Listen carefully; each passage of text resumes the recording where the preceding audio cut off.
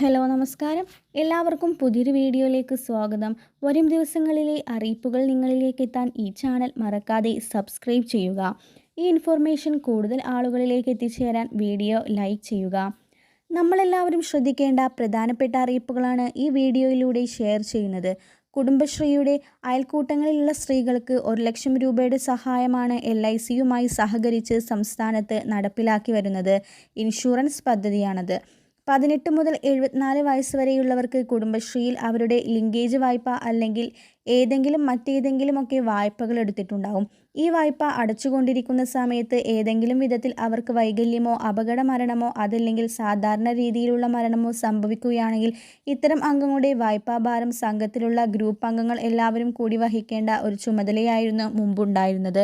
എന്നാൽ ഇത്തരം ബുദ്ധിമുട്ടുകൾ ഒഴിവാക്കുന്നതിൻ്റെ ഭാഗമായിട്ടാണ് അവർക്ക് ജീവൻ ദീപം ഒരുമ ഗ്രൂപ്പ് ലൈഫ് ഇൻഷുറൻസ് ഏർപ്പെടുത്തിയിട്ടുള്ളത്.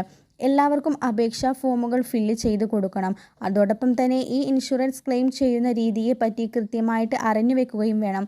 18 വയസ്സ് മുതൽ 50 വയസ്സ് വരെ ഉള്ളവർക്ക് 1,00,000 രൂപയുടെ സഹായം ലഭിക്കും.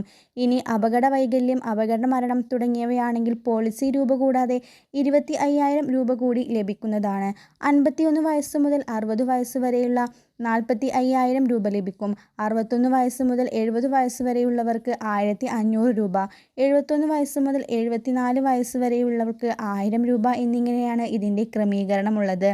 ഈ മാസം അപേക്ഷിക്കാനുള്ള അവസരമാണുള്ളത്.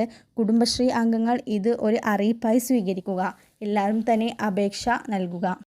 അടുത്ത പ്രധാനപ്പെട്ട അറിയിപ്പാണ് സംസ്ഥാന സർക്കാരിൻ്റെ സാമൂഹ്യ സുരക്ഷാ പെൻഷൻ വാങ്ങുന്നവർ ശ്രദ്ധിക്കേണ്ട പ്രധാനപ്പെട്ട അറിയിപ്പാണ് പറയുന്നത്. പല ഭാഗങ്ങളിലും പെൻഷൻ അന്വേഷണങ്ങൾ നടന്നുകൊണ്ടിരിക്കുകയാണ്. ഇതിൻ്റെ അടിസ്ഥാനത്തിൽ കണ്ടെത്തിയ ഏറ്റവും പ്രധാനപ്പെട്ട അറിയിപ്പ് മരണപ്പെട്ടവരുടെ പേരുള്ള ആനുകൂല്യങ്ങൾ ബന്ധുക്കൾ കൈപ്പറ്റുന്നു എന്നുള്ളതാണ്. ഏകദേശം 8 ലക്ഷം മുതൽ 10 ലക്ഷം വരെയുള്ള രൂപയാണ് സർക്കാർ മരണപ്പെട്ടവർക്ക് വേണ്ടി ചെലവാക്കിയത്. ഗുണഭോക്താവ് മരിച്ച മാസം വരെയാണ് ആനുകൂല്യങ്ങൾ കൈപ്പറ്റാൻ അർഹതയുള്ളൂ. മരണകാര്യങ്ങൾ രജിസ്റ്റർ ചെയ്യാത്തത് മൂലമാണ് ഇങ്ങനെയുള്ള ആനുകൂല്യങ്ങൾ വീണ്ടും കൈപ്പറ്റാൻ ഇടയാവുന്നത്. ഇനി പുതിയ നിയമം വന്നു കഴിഞ്ഞാൽ മരണശേഷം എടുത്ത ആനുകൂല്യങ്ങളെല്ലാം തിരിച്ചടക്കണം. അപ്പോൾ എല്ലാവരും ശ്രദ്ധിക്കുക. മരണശേഷമുള്ള ആനുകൂല്യങ്ങൾ അക്കൗണ്ടിൽ നിന്ന് എടുക്കാതിരിക്കുക. സർക്കാരിൻ്റെ മറ്റൊരു പ്രധാനപ്പെട്ട അറിയിപ്പ് കടകളിൽ നിന്നെല്ലാം ഫ്രഷ് ജ്യൂസുകൾ വാങ്ങുന്നവർ ശ്രദ്ധിക്കേണ്ട അറിയിപ്പാണ്. മഞ്ഞപ്പിത്തം ഇപ്പോൾ പടർന്നുകൊണ്ടിരിക്കുകയാണ്. ഫ്രഷ് ജ്യൂസ്, സർബത്ത്, ലൈം എന്നിവയിലെല്ലാം കടക്കാരിടുന്ന ഐസ് ക്യൂബ്സ്, അതുപോലെ അതിനായി അവർ ഉപയോഗിക്കുന്ന വെള്ളം എന്നിവയിൽ നിന്നെല്ലാമാണ് പ്രധാനമായും മഞ്ഞപ്പിത്തം പകരുന്നത്. അതുകൊണ്ടാണ് മഞ്ഞപ്പിത്തം കൂടുന്ന സാഹചര്യത്തിൽ ഫ്രഷ് ജ്യൂസുകൾ ഒഴിവാക്കാൻ ആരോഗ്യവകുപ്പ് നിർദ്ദേശിക്കുന്നത്. സംസ്ഥാനത്ത് ഇപ്പോൾ കാലാവസ്ഥാ വ്യതിയാനമാണ് തുടർന്നുകൊണ്ടിരിക്കുന്നത്. അതിതീവ്ര മഴയും കാറ്റിനുമുള്ള സാധ്യതയാണുള്ളത്. എപ്പോൾ വേണമെങ്കിലും വെള്ളപ്പൊക്കം, മണ്ണിടിച്ചിൽ പോലെയുള്ള കാരണങ്ങൾക്ക് സാഹചര്യമുണ്ട്. ഇത്തരം ഏതെങ്കിലും സാഹചര്യമുണ്ടായാൽ ഉടൻ തന്നെ ആരെങ്കിലും വിളിച്ച് അറിയിക്കുകയോ അടിയന്തര സഹായങ്ങൾക്ക് 112 എന്ന ഹെൽപ്പ് ലൈൻ നമ്പർ സർക്കാർ ഇപ്പോൾ നൽകിയിട്ടുണ്ട്. എന്തെങ്കിലും ആവശ്യം വന്നാൽ ഈ നമ്പറിൽ വിളിച്ച് അറിയിക്കുക എന്നുള്ളതാണ്. വളരെ പ്രധാനപ്പെട്ട കുറച്ച് അറിയിപ്പുകളാണ് ഇന്ന് നിങ്ങളുമായി ഷെയർ ചെയ്തത്.